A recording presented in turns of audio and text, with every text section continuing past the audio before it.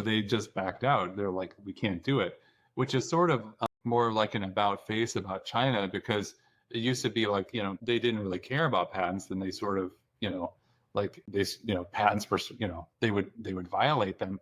But this company was a Chinese company. They wouldn't move forward because they were worried what other companies could do in China against them if they didn't have a patent.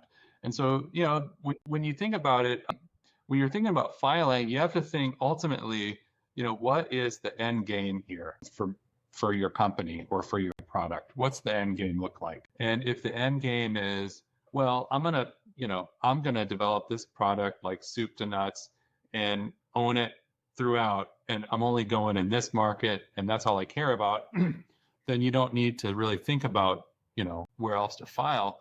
But if your end game is, well, we're just developing the technology here, and we're gonna, or even the product, and we're hoping to like partner or hand this off to someone else later, that someone else later might care about where there's patent protection. And in the field that I'm in the area that I work in, therapeutics, I mean, generally you want to file like in the major markets, but then it's not unheard of, and it's somewhat common for companies that they'll file in, like 50 or 60 countries for their IP.